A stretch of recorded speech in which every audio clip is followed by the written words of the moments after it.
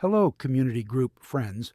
Last week we conducted a vote about how we are feeling about the direction that Robert Farrar Capon is taking us through the parables of Jesus, starting with the parables of the kingdom. We are at the end of this lesson, the last of 3 lessons on the parables of grace, going to take that survey again and discuss the results. We are covering Capon's chapter 14, which is commentary on the parables that Luke records in his book at chapter 16. The unjust steward, featured in Luke 16, may be the most difficult parable.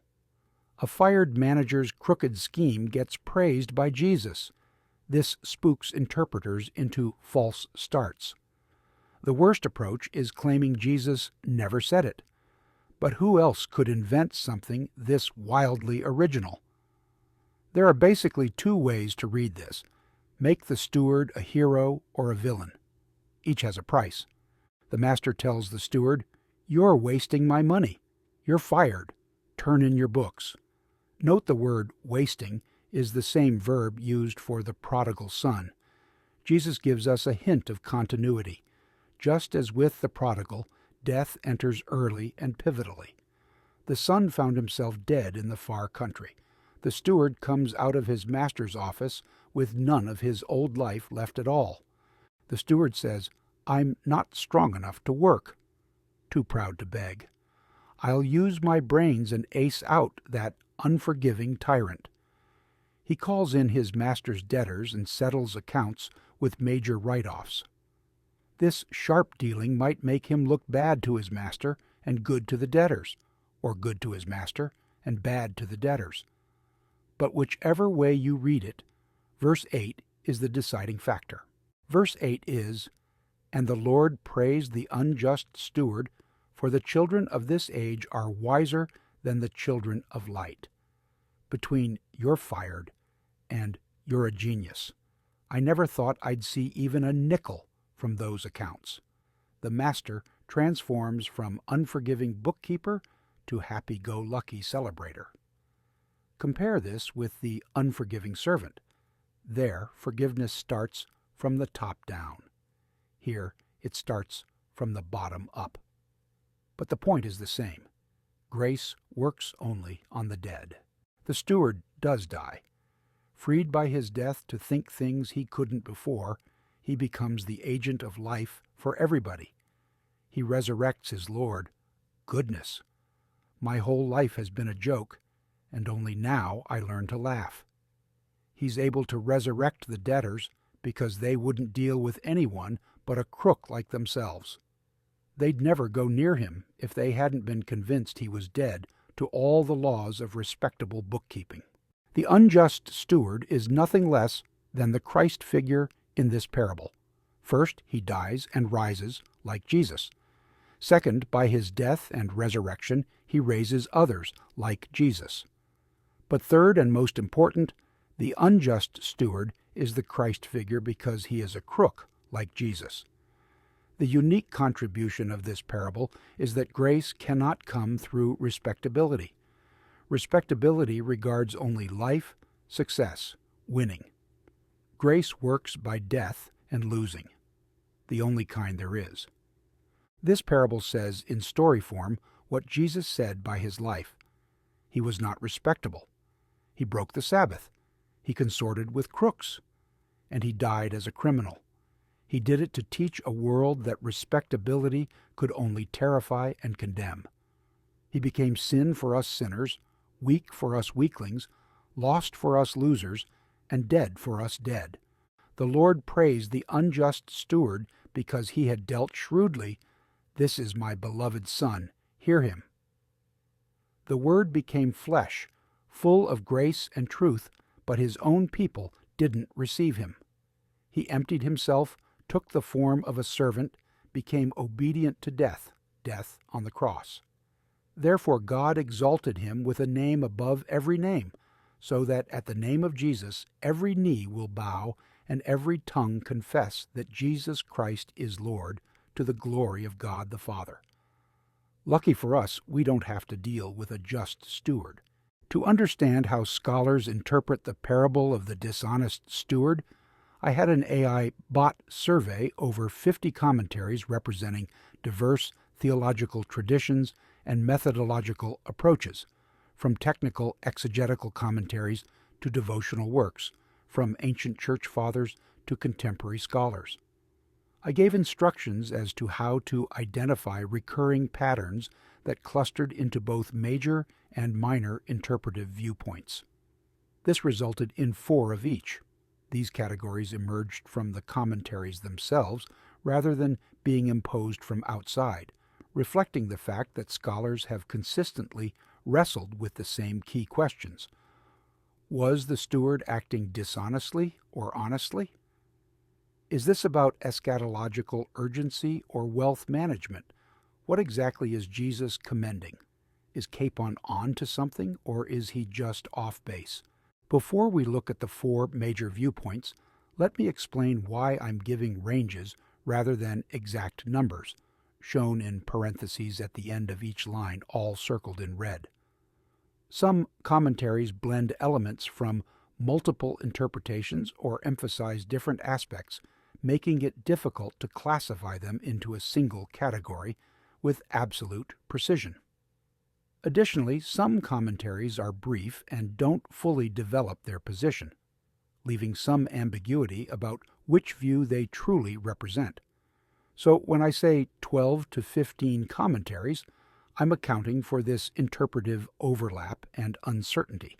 Scholars have proposed 4 major interpretations of this puzzling parable.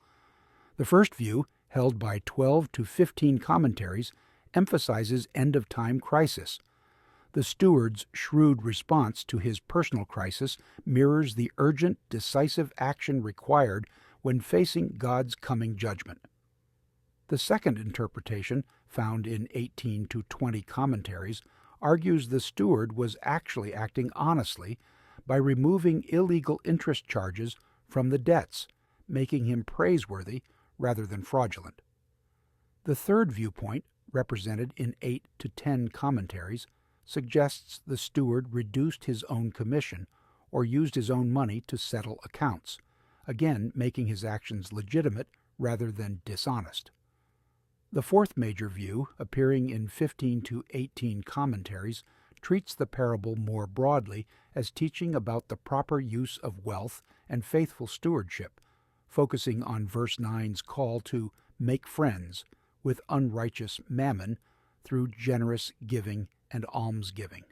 These 4 perspectives represent the scholarly mainstream, though they differ significantly on whether the steward's final actions were dishonest or honest, and whether the point concerns urgency about the end times or wealth management. Beyond the 4 major interpretations, scholars have proposed 4 additional minority viewpoints. The first minor view, found in 2 to 3 commentaries, sees the steward as a negative example, an awful warning about enslavement to mammon rather than a model to imitate. The second, represented by a single commentary, interprets the parable as criticism of the Pharisees, who should forgive debts, like the steward, rather than holding people to impossible legal standards. The third minority position, appearing in 2 to 3 commentaries, focuses on restoring the master's honor and reputation in the community. The steward's generosity would make the master look bad if he rescinded it. Finally, 3 to 5 commentaries offer no explicit interpretation at all, instead focusing on textual, linguistic, or historical matters, or presenting multiple views without advocating for any particular position. These minority viewpoints demonstrate the ongoing scholarly challenge of interpreting one of Jesus' most enigmatic parables. Should any of you be interested in the 11-page paper that discusses this subject in more detail, let me know, and I'll get a copy to you. The conclusion of the paper is this: Robert Farrar Capon's interpretation stands as the most radical and distinctive, reading themes of grace, death, and resurrection into a parable that on its surface seems to be about wealth, prudence, or stewardship. Whether one finds Capon's interpretation persuasive or not it represents a bold attempt to read the parable through the lens of his broader theology of grace, a theology that consistently emphasizes God's unmerited favor toward the least, lost, last, and dead. Now on to Capon's chapter 15, which covers Luke chapter 16. The parable of the poor man and a rich man named Lazarus fits seamlessly into Jesus' teaching at this point. It adds themes of death and resurrection, lastness, lostness, leastness, and littleness. It enshrines these in a story about the contrast between rich and poor. Living well may be the world's idea of the best revenge, but in the mystery of the kingdom, it's precisely living badly, being poor and hungry and covered with sores, that turns out to be the true vehicle of saving grace. There was a certain rich man who had a very good life, handmade suits, custom-tailored shirts, a daily menu not a notch below the finest restaurants of New York City. But outside the gate there was a poor man named Lazarus, covered with sores, who rummaged in the garbage for food. Dogs came and licked his sores. The poor man died and was carried by angels to Abraham in heaven. About the same time, the rich man finally wore out himself and was buried as well. From hell, the rich man sees Abraham and Lazarus enjoying an intimate chat. He cries out for Abraham to send Lazarus with a nice, cool Campari. The rich man has learned nothing and forgotten nothing. Send Lazarus indeed. He still thinks of himself as a winner who can command lackeys. Abraham explains, "You've had good things, while Lazarus was in misery. Score at the end of this game. Rich man, 0. Lazarus, 1,000. Between us and you, there's a great gulf fixed. The game is over." The rich man tries one last desperate play. Speaking of resurrection, you folks up there are missing out on a good thing. Send Lazarus to my brothers, and guaranteed you'll get results. Abraham is unenthusiastic. "Listen, pal," he says, "they've already had a whole Bible full of telegrams. Your brothers have Moses and the prophets. If they will not hear them, neither will they be persuaded, though one rose from the dead." For those convinced that living is the instrument of salvation, death is such an unacceptable device that they will not be convinced even by resurrection, by those who have died to themselves and followed the original, Jesus Christ. Lazarus is the Christ figure in this parable. Like Jesus, he lives out of death. For those willing to trust the left-handed working of God already disclosed in the law and the prophets, the mere assertion of Lazarus's triumph is all the evidence they're going to get. But for those unwilling to make a decision to trust, nothing will persuade them. Because like the rich man, they will always be insisting on something in a universe where it is precisely out of nothing that God brings all things into life. Death, you see, is absolutely all of the resurrection we can now know. The rest is faith. What does Capon mean by this? Moving now to Capon's chapter 16, which covers Luke chapter 17. "Which of you, having a slave ploughing or tending sheep, will say to him when he has come in from the field, 'Come immediately and sit down to eat'? But will he not say to him, 'Prepare something for me to eat, and properly clothe yourself and serve me while I eat and drink? And afterward you may eat and drink'? He does not thank the slave because he did the things which were commanded, does he? So you too, when you do all the things which are commanded, you say, 'We are unworthy slaves. We have done only that which we ought to have done.'" The consensus among evangelical commentators regarding this parable is, 1. The parable attacks merit-based religion and any notion we can put God in our debt. 2. Even perfect obedience would only fulfill our basic obligation. 3.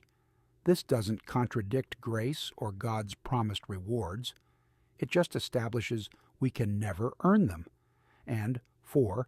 The proper response to God is grateful, humble service, not calculating expectation of payback. Interestingly, Capon doesn't really comment too much on this parable. What do you think he would say? Hint, see bullets. The parable demolishes any notion that we can earn our way into God's favor through obedience or spiritual achievement. The parable leaves you with nothing to offer, no spiritual resume, no claim on God, just the status of unworthy slave. And that's exactly where you need to be, because grace comes only to those who've stopped keeping score, who've accepted their status as dead ducks with nothing in their pockets. The little ones Jesus keeps talking about aren't the morally superior. They're the ones who've finally given up trying to be worthy and have simply fallen into the arms of a God who specializes in raising the unworthy dead. Do you agree this is what Capon might have said if he had commented on this? How different is this from what the others have said? There is a break in the narrative here where it appears that Jesus is no longer dealing with parables, that is, until the end of the chapter, when he gives a very enigmatic answer to an almost as enigmatic question. So, reading from verse 20 in chapter 17 of Luke to the end of the chapter. Once the Pharisees asked Jesus when God's kingdom would come. He replied, "The coming of God's kingdom is not something you can see. People will not say, 'Here it is,' or 'There it is.' That's because God's kingdom is among you." Then Jesus spoke to his disciples. "The time is coming," he said, "when you will long to see one of the days of the Son of Man. But you won't see it. People will tell you, 'There he is,' or 'Here he is.' Don't go running off after them. When the Son of Man comes, he will be like the lightning. It flashes and lights up the sky from one end to the other. But first the Son of Man must suffer many things. He will not be accepted by the people of today. Remember how it was in the days of Noah. It will be the same when the Son of Man comes. People were eating and drinking.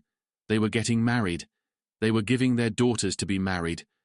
They did all those things right up to the day Noah entered the ark. Then the flood came and destroyed them all. It'll be just like that on the day the Son of Man is shown to the world. Suppose someone is on the housetop on that day, and suppose what they own is inside the house. They should not go down to get what they own. No one in the field should go back for anything either.